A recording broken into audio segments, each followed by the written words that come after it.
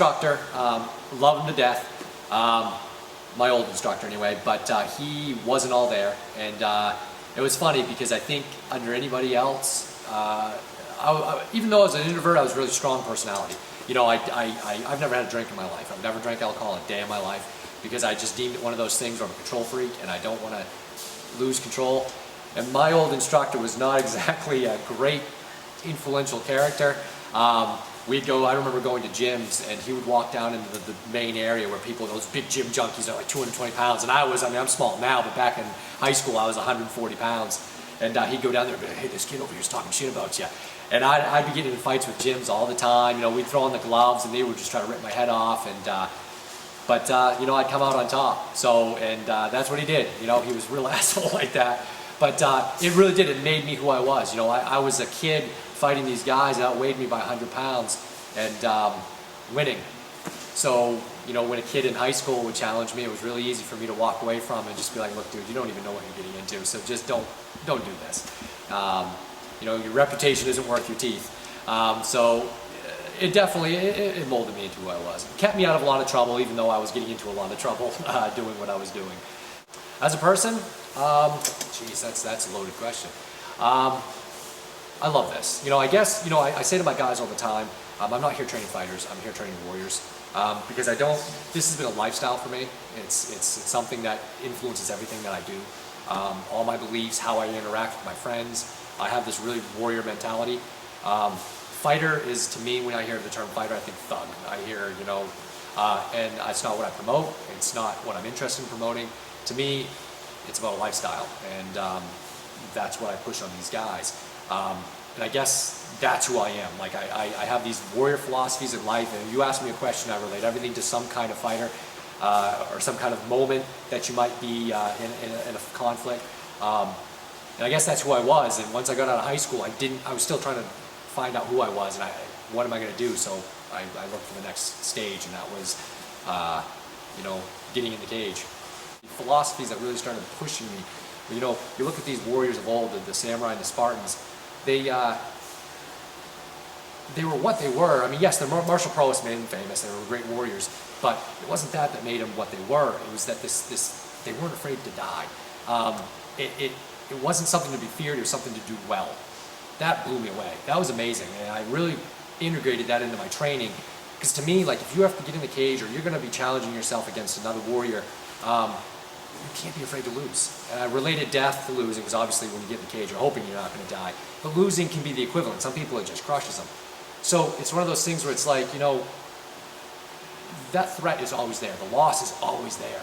But that's what makes it great, because you're doing it despite the fact that you could have this humiliation, you could be knocked out, you could be choked unconscious. So honestly, you know, I try to push that on my guys, that you can't be afraid of that. And I went in there and I got choked out, and I knew I was going down. I was an underdog. This guy was this big jiu-jitsu guy. And I remember I threw some strikes. He took me down.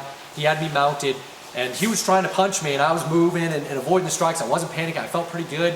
But I thought to myself, man, the clock is ticking down. It's ticking down. I got to get out of here. And we were just doing one 8-minute round.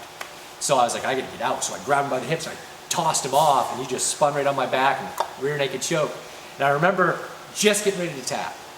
And his cornerman goes, it's all over now. And I said, it's not freaking over yet. I went down and I took the fight and fought. And it was probably the only time ever in my entire life that I can honestly say that I wasn't there. Like whether it was on the street or in the gym or in the cage, I always gave it everything I had, left it on the mat. That fight I went down to, and I wasn't there.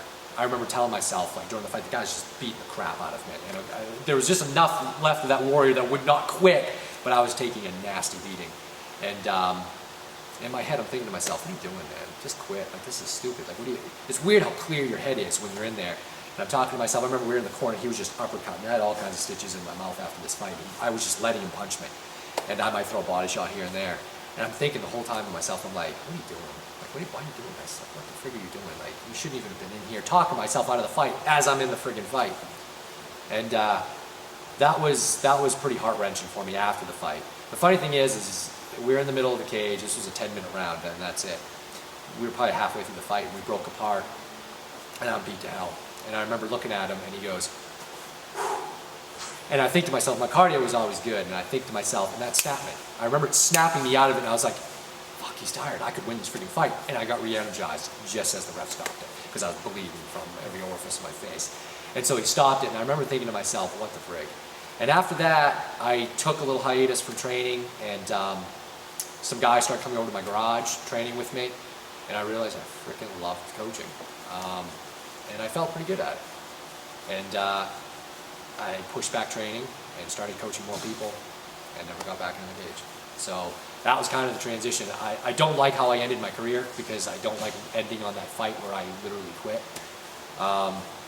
And I guess I still fight with that a little bit from time to time, but I can honestly say, hooking up with these guys that I'm working with now, that I'm fully happy being a coach.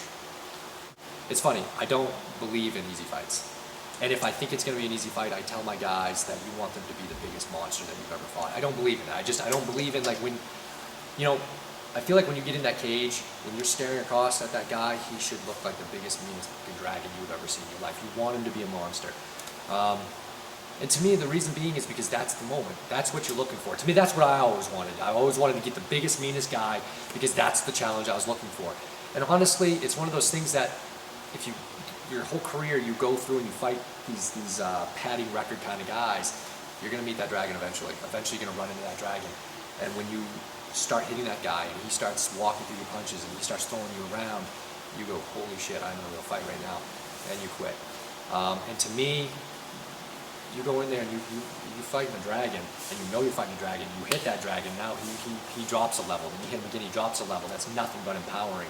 Whereas when you hit a guy and he laughs at you, you start feeling this big. So I've always looked to put my guys in fights that are going to be challenging. Now, that being said, it's a mental thing. You know, I've had guys that come in here and they're ready to fight, and then I've had guys I know right off the bat that probably won't get in the cage. My philosophy is if you can't handle fighting in here or on the regional level, I'm probably not going to put you in the cage, period. I want guys that can get in the cage, look across at that guy, know that odds are everybody in that crowd is rooting against you because there's no way you're going to beat this guy. I want the guys that can get in and do that. That's the difference with our gym. You know, like I said, I get a lot of guys that come in and they think they're fighters because they've got a lot of street fights or whatever, but, you know, I've got some guys that came in with a lot of street experience.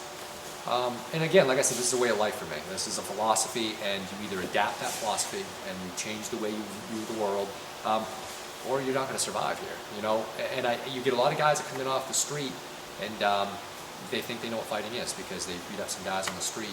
That's not what it is, you know. So they come in here, and they try that stuff, and they realize that these guys live and breathe this stuff. They go home, they eat right, their whole life revolves around it. And those guys don't last. So I think a lot of people think that there's all these thugs that are walking around, but it's not. It's these guys that are really artistic, that are really intelligent, that really are successful at it. You know, because it can influence so many different things in your life, but you have to open that door and realize that it is. That you can't walk around thinking it's just smashing people's faces. Is that an aspect of it? Of course it is. But that mentality, it doesn't last. It just doesn't last. So, and if people could see that, I think they would understand that these guys they're artists. They're freaking artists. They're really intelligent people. Now, do you get some freaking thugs that make it to the top? Yeah, you do. But the thing is, they don't last because, again, it's a lifestyle. You know, these champions that are out there right now, I mean, these guys eat, breathe, and sleep fighting. You know, they're warriors in their life. It translates into that. That's why they survive and why they stick around as long as they do. So I think it's generally intelligent people. You know, artistic people that you wouldn't really expect. Like I said, I was a preschool teacher for 10 years. You know, I was coaching this on the side, so all my guys at the gym would be like, Coach, what do you do, you know, to make money? I'd be like, I'm a preschool teacher. They're like, what? Are you freaking serious? I'd be like, yeah. The people at the preschool would ask me, well, you know, why do you have that black eye? I'd be like, oh, well, I train fighters. And they're like, what? You know, they couldn't believe, they couldn't draw the difference. But that's the thing, like, it's not as brutal. It's not this kind of like, you walk around, you're just dragging heads behind you all day long. It's not. You know, there's something a lot more peaceful and calm about it if you open that door to it. 6 months ago, a year ago, I would say I miss fighting. Every time I'm working the corners, I feel that compulsion to challenge myself and do that. But now I can honestly say I'm full circle, and the coaching is the new challenge for me. I love it. I love taking what I've spent 20 plus years of my life learning and instilling it in these guys and seeing how it changes them and seeing them, gaining that warrior mentality. I'm very happy doing this, and it's just as challenging. It's not as physically challenging. I'm just recently trying to get back in shape, but it's mentally challenging. Game planning and all that kind of stuff. I love it. It's amazing. I think how we decide to interpret why we're drawn to it is multifaceted. I guess you could say, some people just like the violence, some people like the blood, some people, like the challenge. There's all these kind of cliche ways, but I think ultimately, for me, I guess just speaking off the top of my head, I think there's a truth to it in the fact that when you get in the cage, like we were speaking kind of earlier off camera, it's when you get in that cage, it's how much money you make, what you're driving for a car, who you are in society, all that crap ceases to exist. It's irrelevant at that moment, and it's pure. And I know that's kind of hard for some people to understand, but there's definitely a primal thing to it for sure, but it's truth. You know exactly who you are. A lot of people are like, well, I could do that, or if I was in a building that was burning, I could run in and save the kid, and you talk all this crap, and you never really get a chance to know.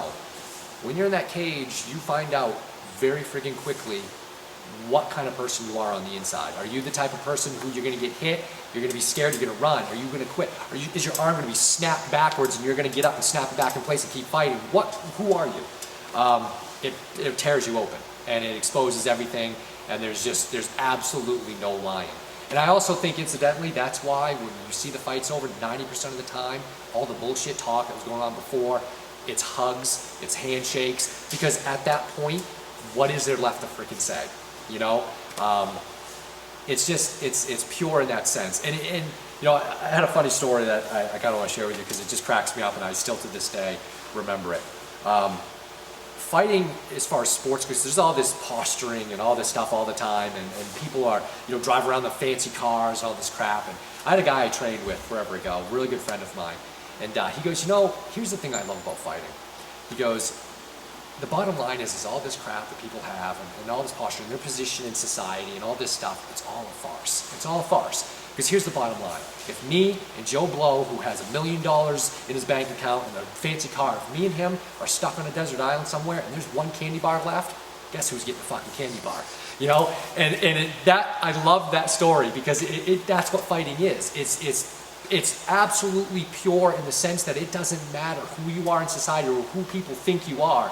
When you strap on the gloves and you start throwing down, you find out really quick. And I love that story. To this day, I still tell that story, and I think that's great. I get a big kick out of that because it's so true.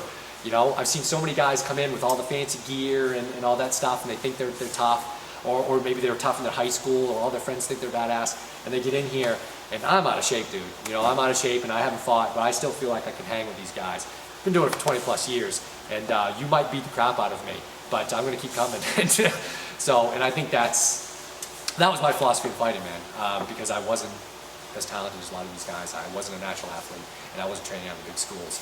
But I'd have you break your hands on my head, and you better be ready for that last 2 or 3 minutes of the round because I'm coming for you. So, and that I think is the essence of fighting and why people love it. And I think that's why people love watching it too, because even whether you know it or not, that moment of purity we all recognize. We all can see it.